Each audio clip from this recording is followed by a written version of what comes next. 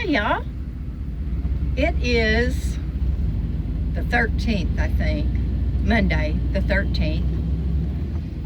First, I want to say to all of y'all that are married or have significant others, boyfriends, girlfriends, people you want to be a boyfriend to or a girlfriend to, then do something really sweet to celebrate tomorrow, which is Valentine's Day. You don't have to go all out and spend a whole bunch of money and get into all the consumerism, but I tell you what, my last husband was the most romantic, sweet man. He could have really given lessons to people, to men. And I would get in my car to go to work sometimes in the morning, and there would be a card in my seat, sometimes with a $20 bill in it, and he would say, "Buy yourself a really nice lunch, babe." Just little stuff. We did little stuff for each other all the time. And it really is good for your relationship. Which I'm divorced now, that's a whole other story, okay? What I'm doing right now is I just left the gym and had a shower and made a complaint to them about their drainage back there where the showers are. You have to walk through a little river back there, and that's very dangerous, especially when you get to be my age. You don't heal as fast for some reason.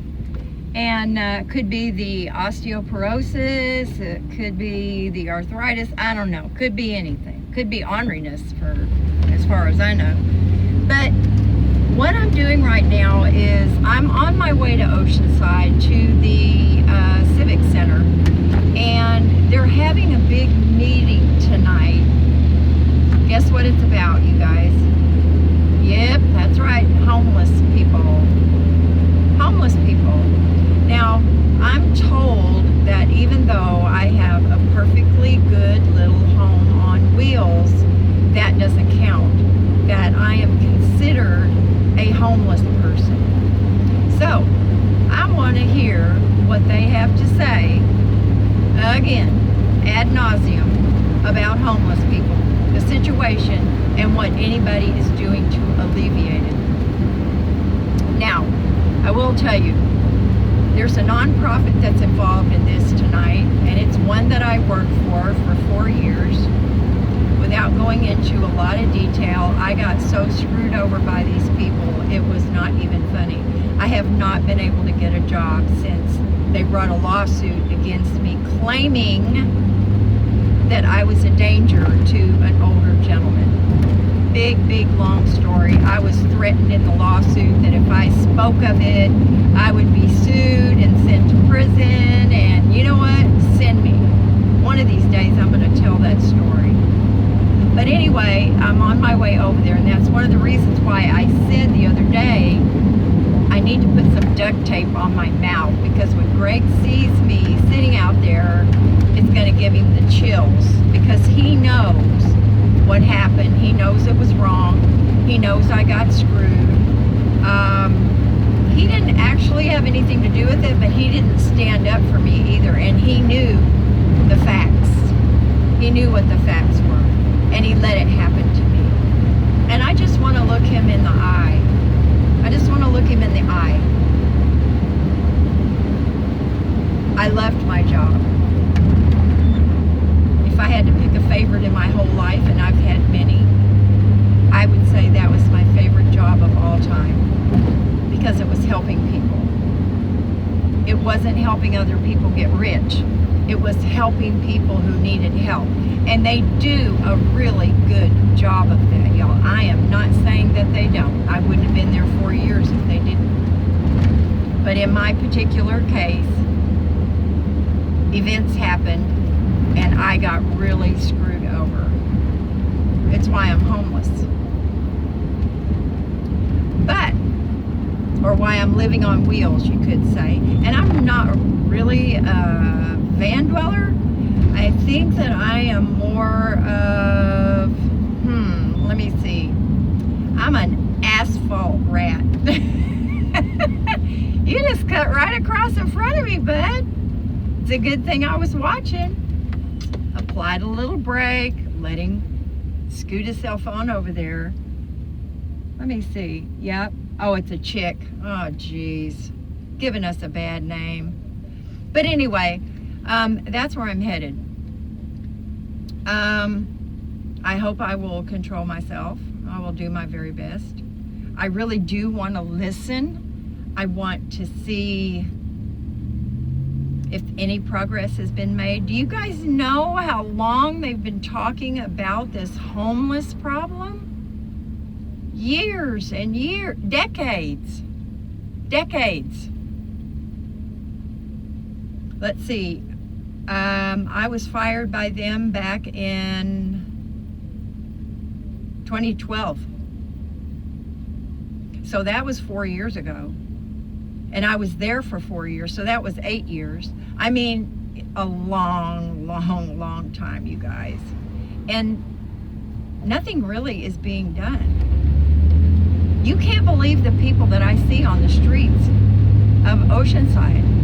You can't believe mentally ill people. There's a lady who sits, she's so filthy, y'all, that you would have to use a chisel to get the dirt off of this poor woman. Her hair would literally crumble off if you tried to put a comb or a brush or shampoo or anything. It would crumble. And she sits on benches. And when she has the money, she rides the bus. I've seen her all over Oceanside.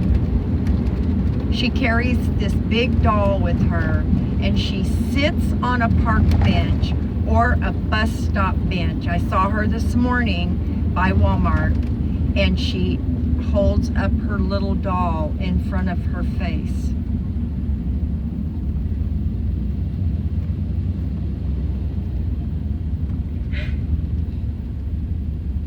Like, that's who she wants you to see, is this beautiful little doll.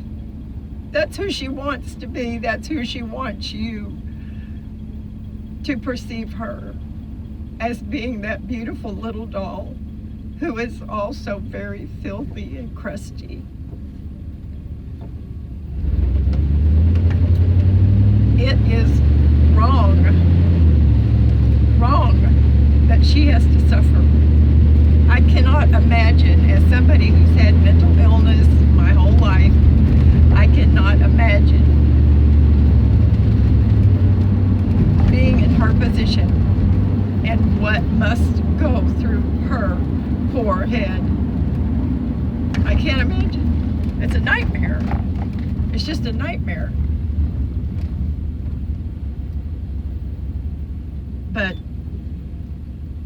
and I can't take pictures of all these folks. I feel like that's an invasion of their privacy, which they really don't have any privacy. They sleep on the street. I mean, literally on a piece of cardboard, if they're lucky, on the street, on the sidewalk. They get rousted all the time. Move on, move on. You can't sleep on the streets. It's against the law. You can't sleep in the park. It's against the law. Where the hell can they sleep? Is what I want to know. If I had any value, it would be good if I would take one before this meeting. But I'll try to calm myself down. One of the reasons that I don't get more involved in things like this is because I have such a temper and such a big mouth that I have to be content with doing smaller things. Now, when I worked for Interfaith, I worked easily 60 hours a week. I didn't get paid for all that, and I didn't expect to. I didn't ask to get paid for the overtime that I worked. I did it because it meant something to me, and because I wanted to do it, and because I had the energy and I had the drive. And I certainly had the go-ahead of the director. I mean, come on, all that free labor they were getting? Yeah. It was very well known that I worked a lot of hours. But I don't begrudge that. don't care about that. I didn't care about it at the time. I don't care about it now. I did it because my heart was truly involved in everything that I did, everything I was responsible for there. And I wouldn't trade it for anything. But I wasn't doing this to get all sappy and sad. I don't know what is wrong with me. I need a med check maybe. But anyway, Hazel and I went to a different park today.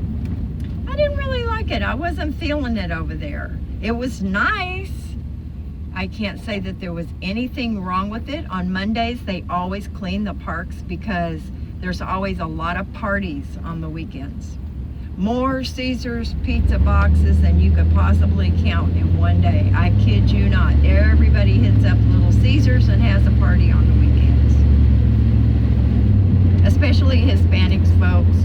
They're so good to take their kids out to the park and play with them and spend time with them. The men always do that on the weekends. Take the kids out, go to the park, spend the whole day.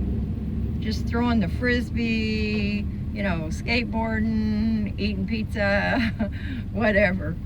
But I hope y'all did something fun today. I read a book. I'm reading a book. That's okay. Took Hazel out many times, and we walked and pooped and peed and, all that good stuff. Huh, Hazel? So for her, it was a good day. But anyway, I hope you guys did something fun today. And don't forget to be sweet to your sweetie tomorrow. I kind of missed that.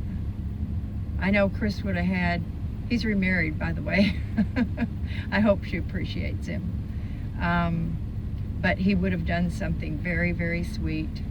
And I know he's doing something sweet for his sweetheart tomorrow. And that's awesome. So you guys that have sweeties, let them know how much they mean to you. Don't take them for granted. They could die tomorrow. You could die tomorrow.